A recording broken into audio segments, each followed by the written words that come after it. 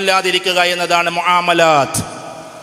മുആമലാത്തിൽ എന്തെങ്കിലും കാര്യങ്ങൾ കാണിച്ചാൽ, ഉദാഹരണത്തിന് നമ്മൾ ഏതെങ്കിലും അഞ്ചനും ചേട്ടനും തല്ലുകൂടിയിട്ട് പിതാവിൻ്റെ 1 സെന്റ് നമ്മൾ പിടിച്ചു വെച്ചിട്ടുണ്ടെങ്കിൽ അത് മുആമലാത്തിൻ്റെ ഭാഗമാണ്. ആ 1 സെന്റ് കൊണ്ട് നമ്മുടെ ഹജ്ജ് പോലും കബൂലാകില്ല. കാരണം മുആമലാത്ത് സാമ്പത്തിക സ്ഥിതി, സാമ്പത്തികപരമായ ഇടപാടുകൾ ശരിയല്ല എങ്കിൽ ഹജ്ജും ഇതൊന്നും ആകാശത്തേക്ക് ഉയർന്നിട്ടില്ല, അതെല്ലാം വൃഥാവിൽ പോകുമെന്നതാണ്. ഒരു മനുഷ്യൻ്റെ 1 ഇഞ്ച് ഭൂമിയോ ഒരു മനുഷ്യൻ്റെ 1 രൂപയോ നമ്മൾ അനാവശ്യമായി നമ്മളിലേക്ക്, അവിഹിതമായി നമ്മളിലേക്ക് കൊണ്ടുപോകാൻ പാടില്ല. ഇനിയുള്ള കാലം അത് പ്രത്യേകം ശ്രദ്ധിക്കണം. എത്രത്തോളം ശ്രദ്ധിക്കണം എന്ന് ചോദിച്ചാൽ, ഇന്നലകളിൽ നമ്മൾ കാട്ടിക്കൂട്ടിയത് ഹജ്ജിന് പോകുന്നതിന് മുമ്പ് പൊരുത്തപ്പെടാൻ പറ്റിയിട്ടില്ലെങ്കിലും നമ്മൾ പോയിട്ട് അനിയത്തിയോട് പറഞ്ഞ, മോളെ 28 സെൻറ്റായിരുന്നു, അതിൽ 1/2 സെൻറ്റ് എനിക്ക് കുറവുണ്ട്, ഞാനിതാ വിട്ടുതരുന്നു എന്ന് പറയണം. എങ്കിലേ നമ്മുടെ ഹജ്ജൊക്കെ ഹജ്ജാവൂ. നമ്മൾ അങ്ങോട്ട് എത്ര വിട്ടുകൊടുക്കുന്നു, അള്ളാഹു അതിനനുസരിച്ച് കാര്യങ്ങൾ ചെയ്തു തന്നുകൊണ്ടിരിക്കും. ഇനിയുള്ള കാലത്ത് പ്രത്യേകിച്ചും ആണുങ്ങളോട്, എന്നെ പോലെയുള്ള ചെറിയ കച്ചവടങ്ങളൊക്കെ നടത്തുന്നവരോട്, അല്ലെങ്കിൽ വലിയ കച്ചവടം നടത്തുന്നവരോട്, ആരുമാകട്ടെ, അവരൊക്കെ അതിൻ്റെ സൂക്ഷ്മത പാലിക്കണമെന്നതാണ്. കാരണം നമ്മൾ വിചാരിക്കും നമ്മുടെ ഹജ്ജൊക്കെ കഴിഞ്ഞല്ലോ, അപ്പം നമ്മൾ ഫിറ്റായി, ഇന്നത്തെ കുട്ടിയുടെ ഭാഷ പറഞ്ഞ സെറ്റായി, ഇനി വേറൊന്നും നോക്കാനില്ല എന്നുള്ളതാണ്. സാമ്പത്തിക രംഗത്തിലെ സൂക്ഷ്മതയാണ് ഏറ്റവും പ്രധാനപ്പെട്ടത്. നമ്മൾ ലളിതമായി ജീവിക്കണം, അതൊന്ന്. പക്ഷെ അതിലേറെ നമ്മൾ സൂക്ഷ്മമായി ജീവിക്കണം. ഒരാളിൽ നിന്നും അവിഹിതമായി നമുക്കൊന്നും വേണ്ട എന്ന് നമ്മൾ തീരുമാനിക്കണം.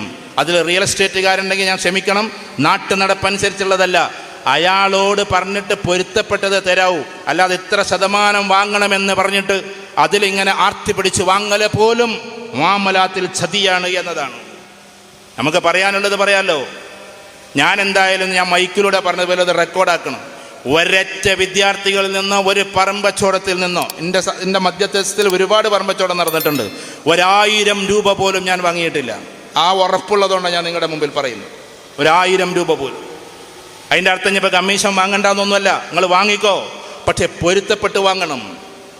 അപ്പം നിങ്ങളിപ്പോൾ ആരോടാണ് ഇപ്പോൾ ഈ പറഞ്ഞതെന്നൊക്കെ ചോദിക്കും. ഇതാണ് ദീൻ. സാമ്പത്തിക സൂക്ഷ്മതയാണ്. സാമ്പത്തിക സൂക്ഷ്മത എത്രത്തോളം ഉലമാക്കൾ ചർച്ച ചെയ്യുന്നതെന്നറിയോ? നമ്മുടെ വീട്ടിൻ്റെ അരികിലൂടെ ഒരു റോഡ് പോകുന്നു, ആ റോഡ് ടാറിട്ട് പോവാണ്, ഗവൺമെൻറ്റിൻ്റെ ഫണ്ടാണ്.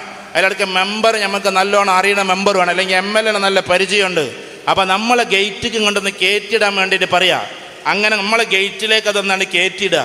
ആ കയറ്റിടുന്നതിന് 3.5 കോടി ജനതയോട് നിങ്ങൾ നാളെ അള്ളാഹുവിൻ്റെ കോടതിയിൽ മാപ്പ് പറയണം. അവർ സ്വീകരിക്കുമെന്ന് അറിഞ്ഞൂടെ. കാരണം ഒരാളെ പറ്റിക്കണ മാതിരിയല്ല പൊതുഖജനാവിൽ നിന്ന് എടുക്കുക എന്ന് പറഞ്ഞാൽ. പൊതുഖജനാവിൽ നിന്ന് എടുക്കുന്നത് നാളെ അള്ളാഹുവിൻ്റെ മുമ്പിൽ നമ്മൾ കണക്ക് പറയാനുള്ളതാണ്. അഥവാ റോഡ് ടാറിടുന്ന സമയത്ത് അതിൽ നിന്നൊന്ന് കയറ്റി നമ്മുടെ ഇതിലേക്ക് കണ്ടിടൽ പോലും 3.5 കോടി ജനതയുണ്ട് ഈ കേരളത്തിൽ. അത് കേന്ദ്ര ഫണ്ടാണെന്നുണ്ടെങ്കിൽ അതിലേറെ കുടുങ്ങി. 132 കോടി ജനതയോട് നമ്മൾ മാപ്പ് പറയണം. അതുകൊണ്ട് സൂക്ഷ്മമായി ജീവിക്കാൻ നമുക്ക് പറ്റണം. നമ്മളെ വീട്ടിലേക്കുള്ള റോഡൊക്കെ നമ്മളിടാനുള്ളതാണ്, അല്ലാതെ അത് ഓർഡർ പ്രകാരം പോകാനുള്ളതാണെങ്കിൽ നടന്നോട്ടെ. അതിലൂടെ കുറേ വഴികൾ പോകുന്നുണ്ട്, ആയിക്കോട്ടെ, ഇടാണെങ്കിൽ ഇട്ടോട്ടെ. പക്ഷെ നമ്മുടെ ഗേറ്റിലേക്ക് അതുപോലും സൂക്ഷിക്കണം. ഇന്നത്തെ കാലഘട്ടത്തിൽ ഇതൊന്നും അധികം നമ്മൾ ചർച്ച ചെയ്യാറില്ല. സൂക്ഷ്മത പാലിക്കണം നമ്മൾ. എത്രത്തോളം ഞാൻ എൻ്റെ സ്ത്രീകളോട്